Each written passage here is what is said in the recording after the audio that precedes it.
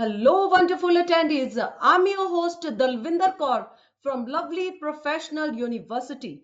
Get ready to dive into today's topic, that is Future of 3D Design, AI integrated app for consumer. Before we proceed further, allow me to introduce the experts of the day, Mr. Shubham Bharadwaj, multimedia instructor, 3D modeling artist with over 9 years of industry experience. His expertise lies in game character and head and hard surface modeling as well as rigging.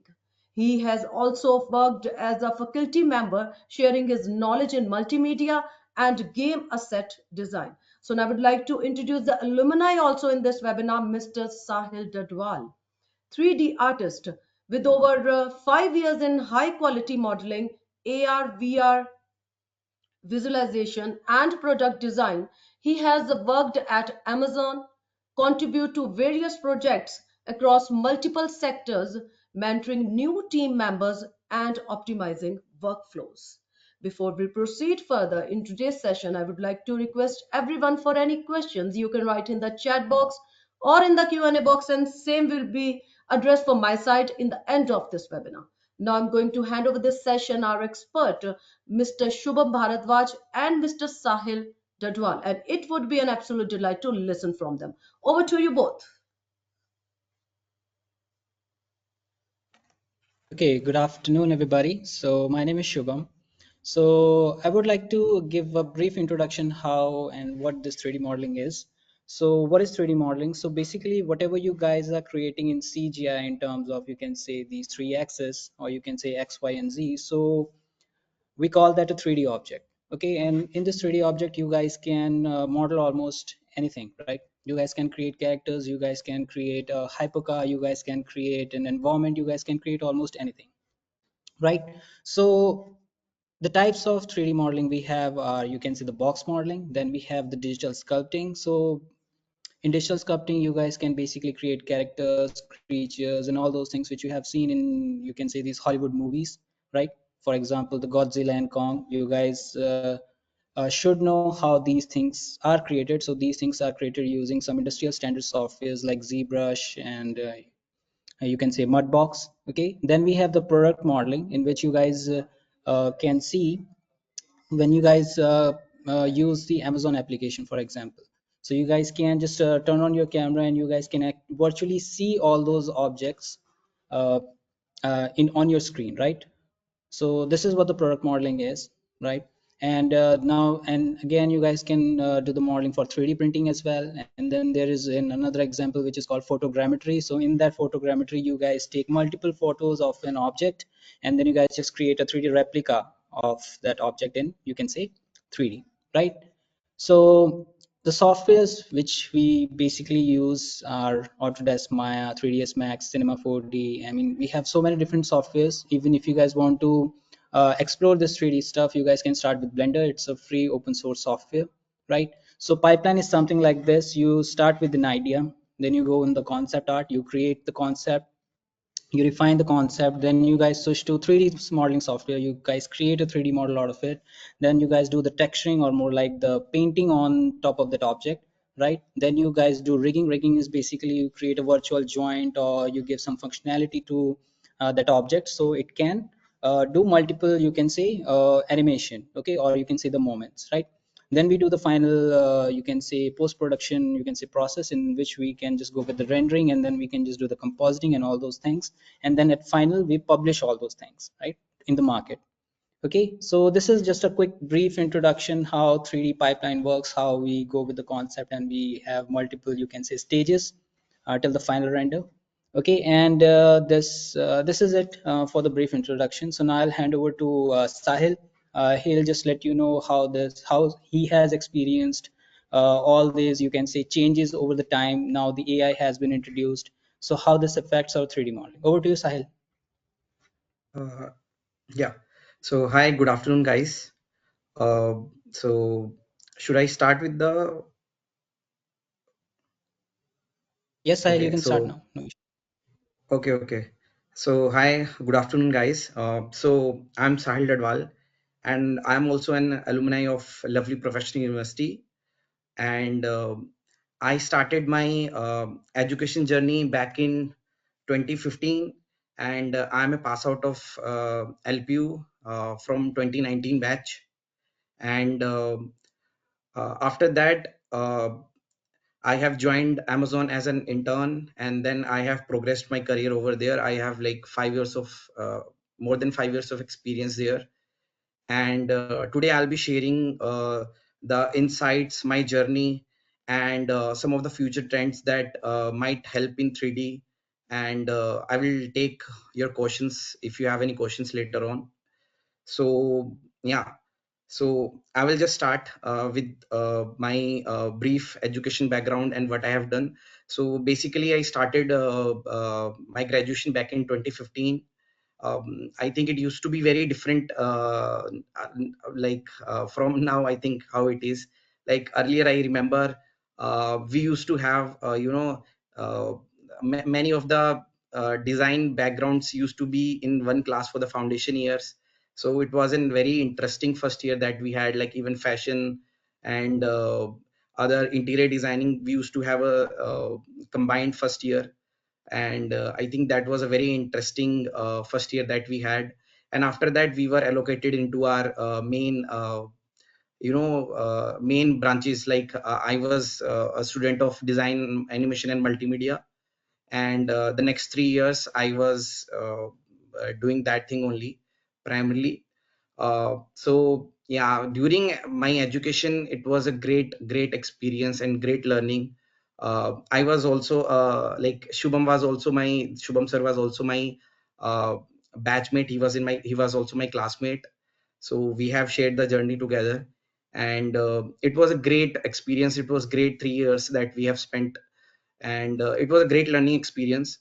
And yes, so as I've told you about my education experience, after that, I remember during the internship period that we have after the end of third year, that is sixth semester. Amazon was coming to hire some of the interns from our college, and so there was exam going on, and there were some interviews. So many people sat in that thing, and I was one of the few lucky ones who got selected. And I went to Hyderabad back in 2018, mid or late 2018, and I worked as an intern there for the 6 months. So I was an intern in Amazon for the first 6 months, and it was really a great learning experience for me, because initially when you are a student, you are going through all the ranks. You are studying through 1 to 12th class, and then you are going into college. So that is one aspect of life. But once you are thrown into the work world, like you are working alongside people who have like 10 years of experience, 20 years experience. You have your managers who are even senior than that. So it's a great learning curve that I had during my intern days. And I was very young at that time. I was only 2021. So it was a great learning experience for me and my fellow students who were with me. So one interesting aspect of it was like the 3D that I was in the foundation batch of 3D in Hyderabad, and it only started back in 2017. So 3D was very new to Amazon at that time. Now, like it has been around 8 7 8 years, so it has evolved a lot as I worked over the years, and things have changed a lot. But initially, it used to be so much like a startup because things were not organized back then, I remember. And but it was a great learning curve for all of us, even for our seniors and our managers. So for the initial 6 months, we were doing I was a part of product modeling team in Amazon, and basically we were working on a home decor line. So basically we were creating sofas, chairs, dining tables, almiras, that sort of stuff we were doing. And initially when we went from our college, we are still very raw, and you know uh, learning and doing things in college is one thing, but when you have to implement those things in real life, it's a real challenge. But the good thing was, like, it was people there were really helpful and friendly. So it was a great learning experience. I really enjoyed my internship period, I think, more than anything else, because we were still kids. We were treated as kids because you are an intern, but also professionally you are working professional now, so you are expected to behave in a certain way and you are expected to deliver results. They might not expect you to work as a normal employee, but yes, you are expected to learn and you are expected to grow. uh, as I think you might be in you are students, so you will be going to your trainings, and you will be doing your internship. So the most important thing, I think, which people really want from interns or the new employees, the attitude. Because I think the attitude is the most important part that they are looking for in a very young, 20 21 years, or anyone who is like starting their career. I think the attitude is the most important thing.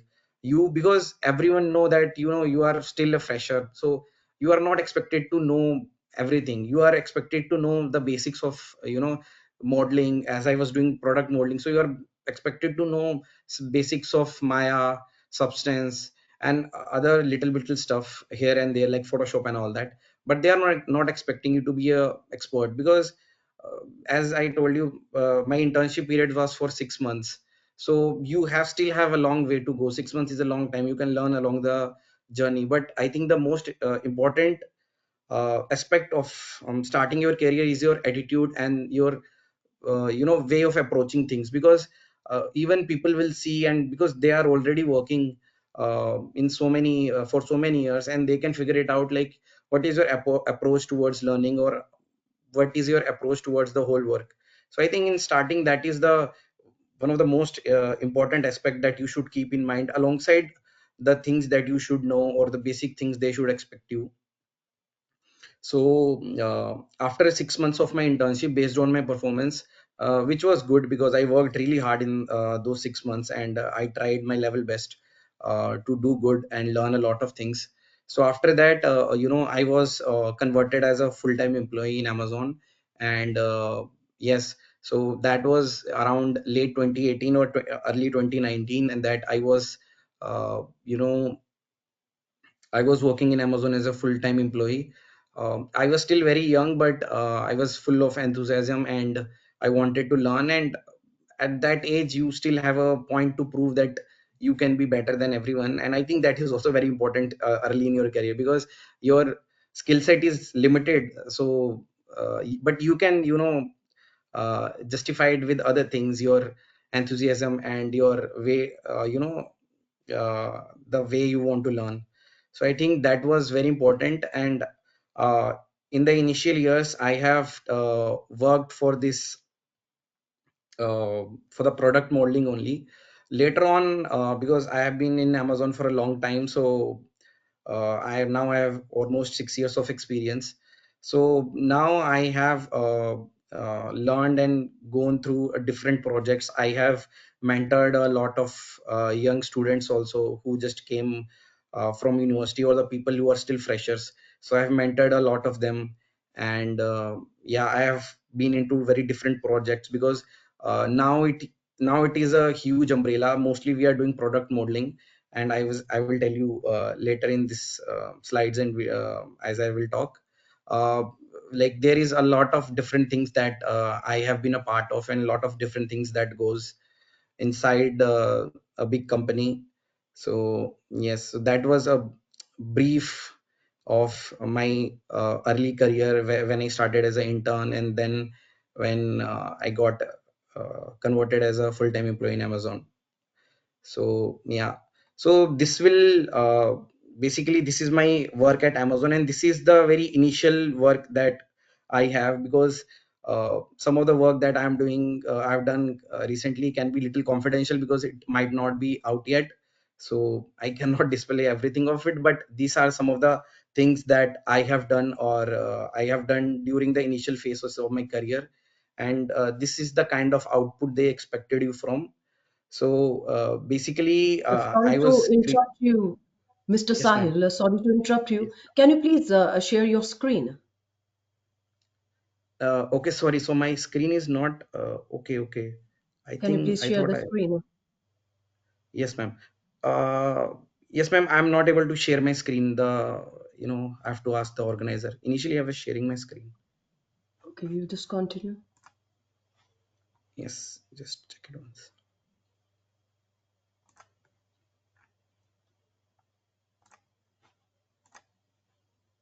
Are you able to share your screen Yes, now? yes.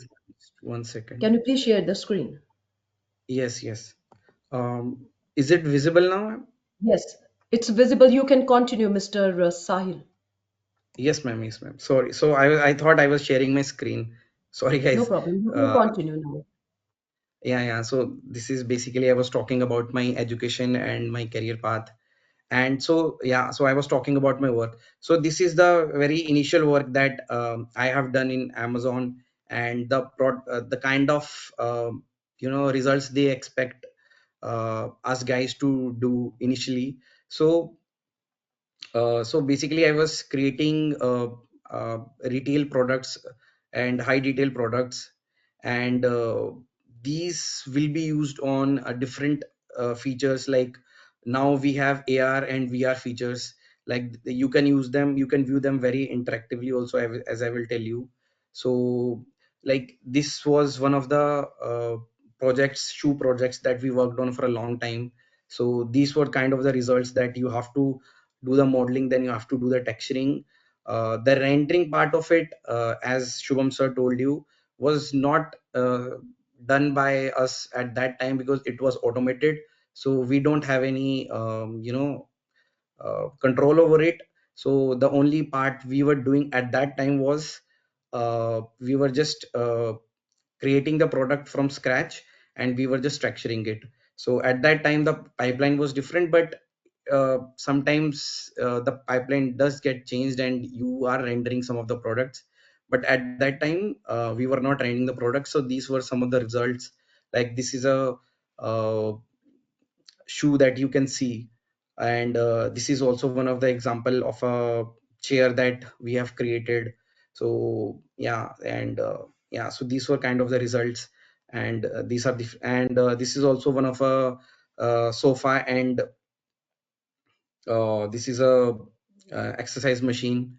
So these were the kind of things that we usually work on. Now it has changed quite a bit. Now we are working on different kind of things. Like we have started working on jewelry also. We are currently working on handbags and other products also. And so initially we were just creating the products from scratch, and we were texturing and sometimes rendering and sometimes maybe not rendering. And but now with AI and how things are advancing, because initially this is how things used to get done for the initial couple of years. But now I think, as Shubham sir also mentioned, photogrammetry and a lot of things have changed. Now uh, what we are getting most of the times is scanned products of 3D models.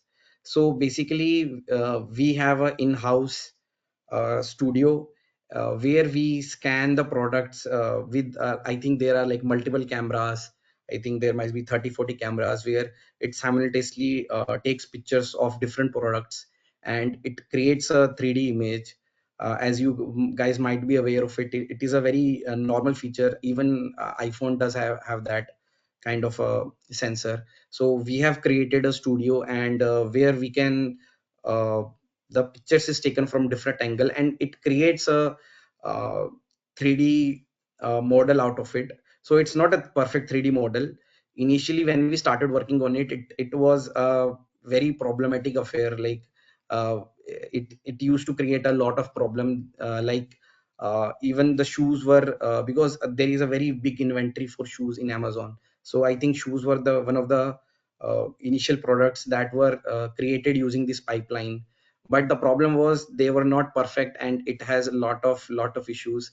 Like initially it was better for us to create it from scratch rather than you know create correcting it in Maya, or taking it to ZBrush and making it better. But as the time has progressed, things have become much smoother, and now if the product is simple, they can almost create a product which is very similar to the actual render, and you have to do very less, you have to spend very minimal time, like maybe half an hour or couple of hours to correct it. Especially on the easier side of products, like shoes can still be tricky because the insole and inside part you still have to create. But simple products like a perfume bottle or these kind of things, you can very well easily create from these kind of things. So yes, even in my short career of 5 to 6 years and working in a one company, I have seen a lot of changes. Industry is changing quite a bit, and we are at a very pivotal moment, I will say. Not just our industry, but I think a lot of industry, because of AI and the advancement of AI that is going on. So it is a very interesting time, but I will also say it's a very good opportunity for younger folks, especially who are in university, because people who are like industry veterans, who are in industry for 20 years, they are also learning. They also have to learn these things from starting. And people who have already worked for 20, 30, or even 10 years, it's very difficult for them to learn from scratch, unlearn some things. But people who are like still very young, it's very essential, and it's very I think it's easier, because even when I started, we are not very much uh, aware of all these things, so it's easier for us to grasp certain things. So I will say ki it's a very big advantage, especially for the people who are coming in to learn and adapt to the changes that has been going on in the 3D industry. So I will say ki it's a great opportunity for you guys uh, to enhance your skills according to that, learn the traditional softwares, and uh, uh, go through them. So this is one of the projects that I have been talking about. So this is one of the this is also one of our topics of the session that we have kept. So this is one of the AI integrated apps that is available on Amazon app. It might not be available in India right now, and it is only available for certain section of the markets like US market or some of the Europe markets. So you guys can try it if you want in your Amazon app, but it is still, I don't think it is available in India market. So as I showed you these shoes, like you can virtually try these shoes on yourself.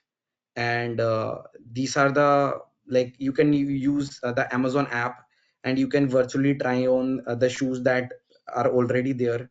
So this is one of the big innovations. It was achieved using AR, and this is one of the big innovations that we have been working on for a long time.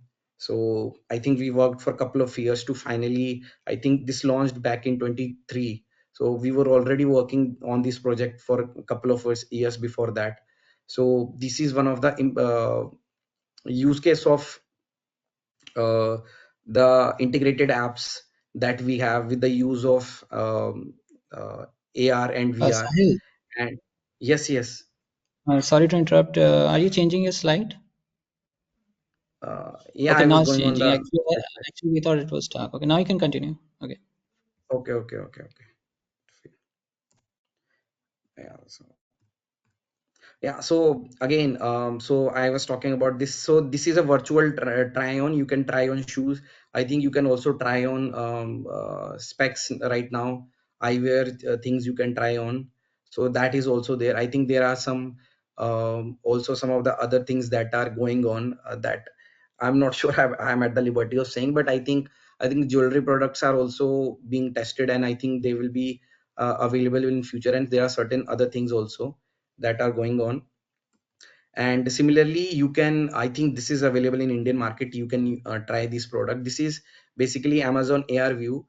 So you can use the Amazon app, and you can virtually view the products. So this is basically the products that we have created. This might not be the best quality because it's still a new feature, and it's still a work in progress. But the biggest advantage of this, you can virtually place it in a real world scenario, on your table, on your chair, or wherever you want to place the products, and you can see how does it look according to the surroundings, and does it fit in your room and all that. So these all are the innovations that are going on, not just in our company, almost everywhere. So I think the use case are changing. Uh, you are not just creating 3D products. The use case are like they are expanding, AR, VR, and a lot of things are uh, going on right now. So yes, I think uh, that is very important. And one aspect of it is, I think, while we create our products, I think one thing which is very important, because most of the products that are used here, initially we just created it to view in 3D view, right? They were not supposed to be viewed in AR, VR, or these kind of things. So one of the issues that we faced, and I think that is a very big learning, and because you guys are starting out in your career, and we have also learned, is like we should be very meticulous with our approach.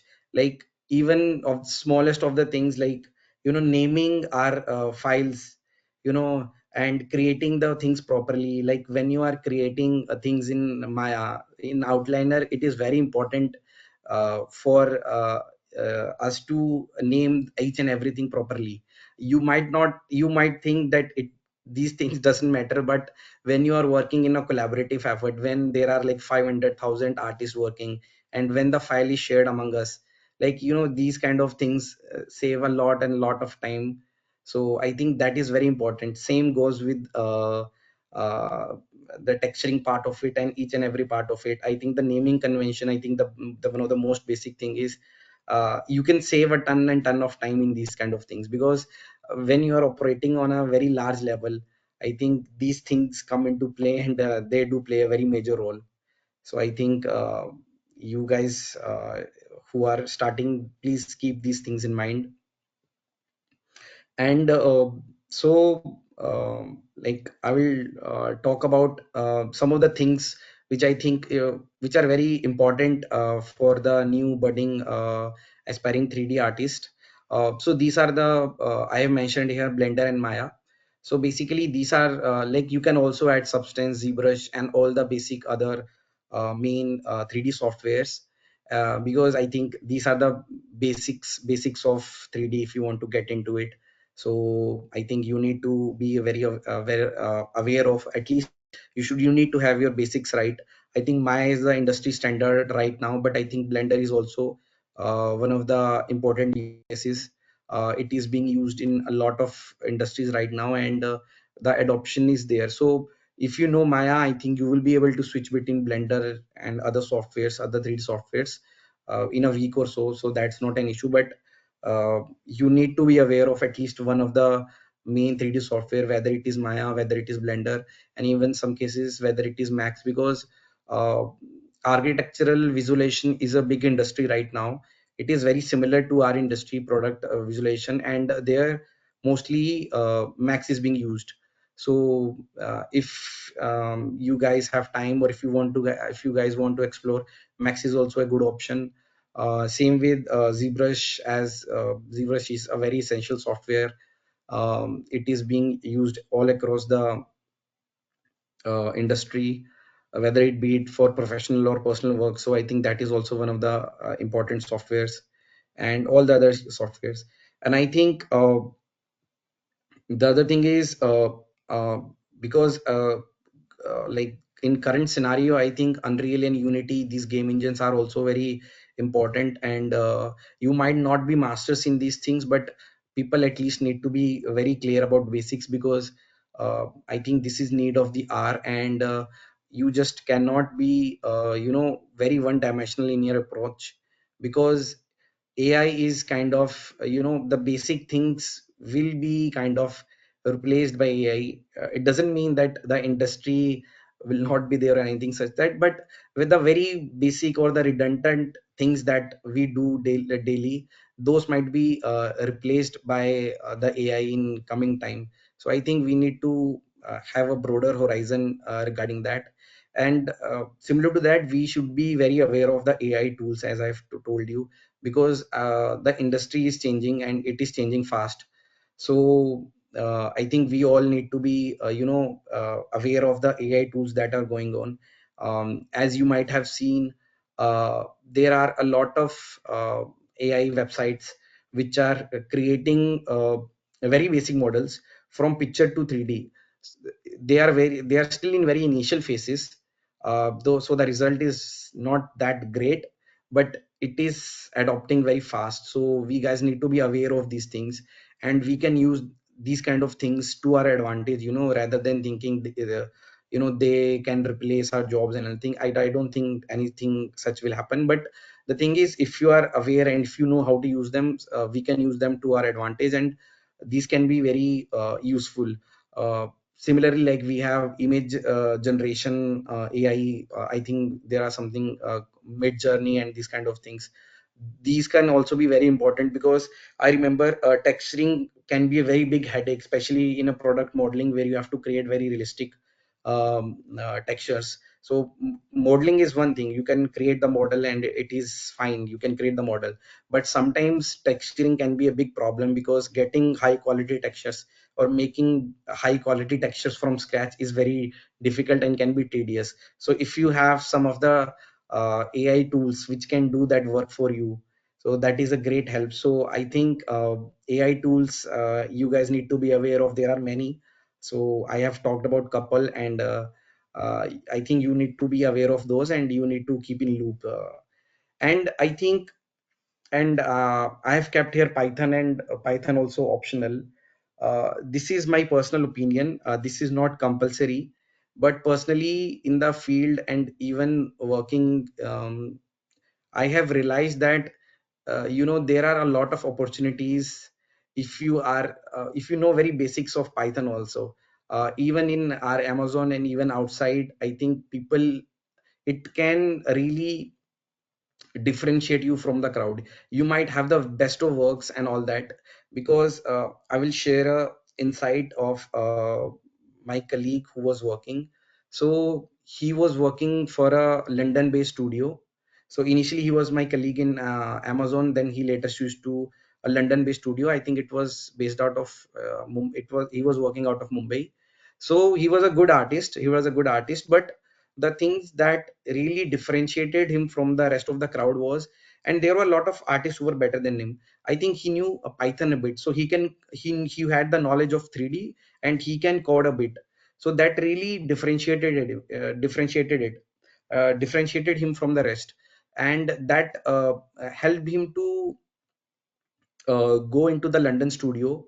I think he worked there for 1.5 years, and because they were creating their in-house, so a lot of the big MNCs, even Amazon, create a lot of in-house 3D tools.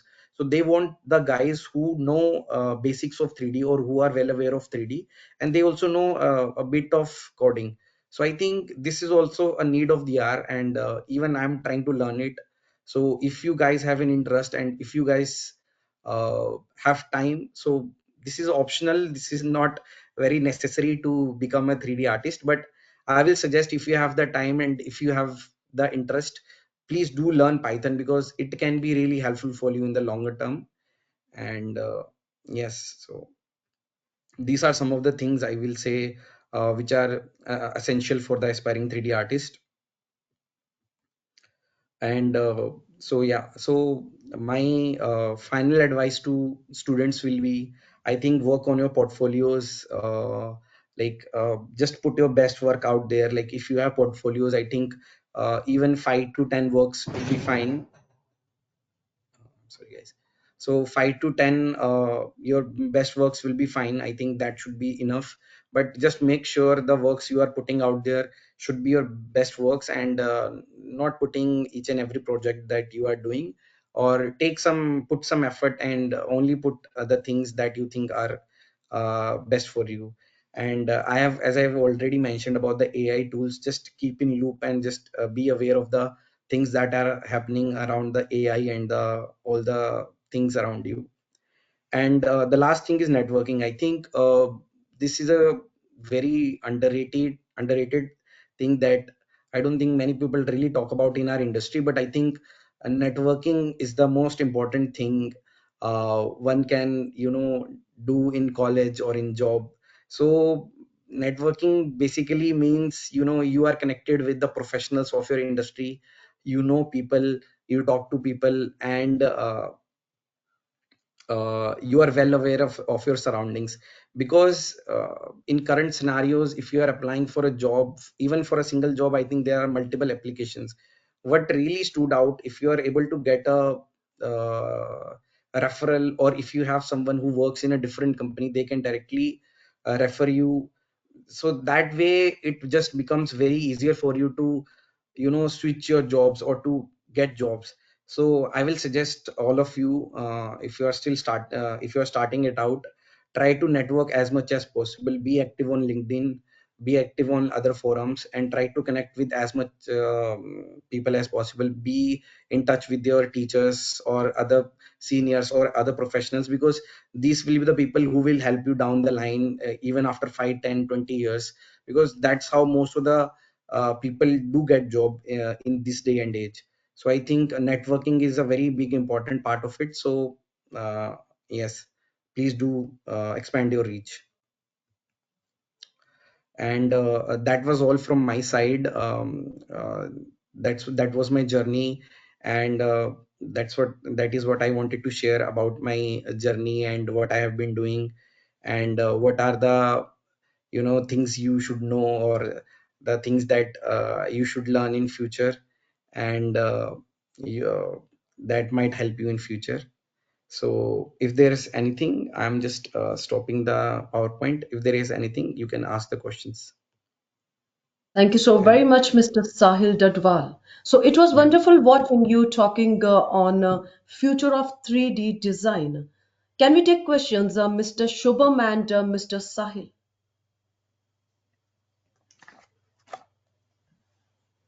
Thanks for giving me chance to Yes, address your questions. And now let's start with first question. Megha is asking here, Mr. Sahil, can we take a Yes, mega ma'am. question? Yes. How will AI integration in 3D design apps enhance the user experience and accessibility for consumers with little to no design expertise? Can you please stop sharing your screen first, Mr. Sahil? Yes, ma'am. Thank you. Is it Yes. fine now? You can, yeah, you can answer this. Now. Okay. So basically, as I've talked about, AI is very helpful for us. It can be used in a very helpful way, because it can automate a lot of complex tasks like basic modeling, texturing, and lighting. And it can also help you make some difficult textures. And there are a lot of use cases. Like, I will give you an example. As most of you will play FIFA games, right? So I think we have studio in India, and one of my very close friends, I think he's also alumni of LP only. He is working directly in the FIFA games. So there you might see crowds, right? There are crowds that you might see. Initially, how it used to happen was, we used to manually create each and every model, and so the numbers of crowds used to be very high. But now with the help of AI, you can automate a lot of those things, right? Because those things are not in focus, so you can automate a lot of those things. So that's how AI is helping us, and helping the consumers also, because you can come up with the games or things faster. Thank you so much. I hope, Mega, you got your answer from our expert, Mr. Sahil. Mr. Sahil, can we take the next question? Yes, ma'am. Gurpreet is asking here, what are the potential challenges and ethical concerns in AI-driven 3D design applications, particularly regarding data privacy and intellectual property? Okay, ma'am. So basically, the thing is, AI apps do collect a lot of data, and that is a little concerning, because as our PM Narendra Modi has also went to France recently, as you might be hearing, and they were talking with the French president about Emmanuel Macron about the similar things, the ethical use of AI, as AI is becoming stronger and stronger. So I think there are some governing bodies which are talking about these things. So yes, safety concern is an issue. And one other issue which I can see, which is very specific to our industry, is because AI basically creates things from historical data. It just pulls out of from it. So it might end up creating some of the things which are, which can create copyright issues. So that is also one of the downsides of AI right now. But I think a lot of these things will be addressed by big corporations and government, which they are doing. So I don't think we have to really think about it right now too much as a normal user. Thank you so much, Mr. Sahil Dadwal. Mr. Shubham, you want to add something in this? Mr. Shubham.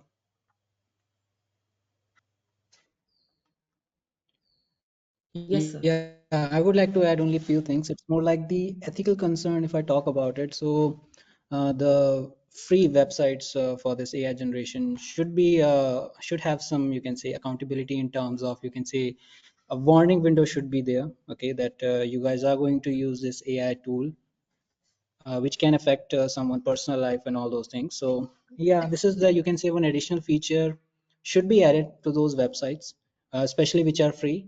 So yeah, mostly they are paid, or they have, you can say, some few trial versions.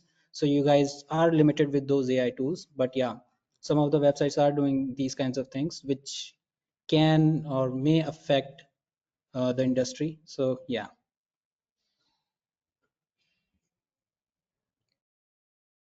Thank you so much once again to our expert, Mr. Sahil Dadwal and Mr. Shubham Bharadwaj. I can surely say this now, all the participants got their answers from our experts. And if anyone have any questions regarding admissions, you just write on the admissions at the rate lpu.co.in. Thank you so much once again to our experts. As we come to the end of this webinar, I want to express my deepest gratitude to our experts for sharing their valuable insights and expertise with us. Your presence, enthusiasm, and active participation have made this experience truly special. Hopefully, the attendees found this webinar to be valuable and will be able to utilize the information for better decision making regarding admissions. If anyone wants to access this webinar again, they can visit our website, that is lpu.in, or can be accessed on YouTube also. Stay connected with us for future webinars. Until we meet again, with the permission of my seniors, I would be signing off this webinar. Take care and goodbye. Thank you.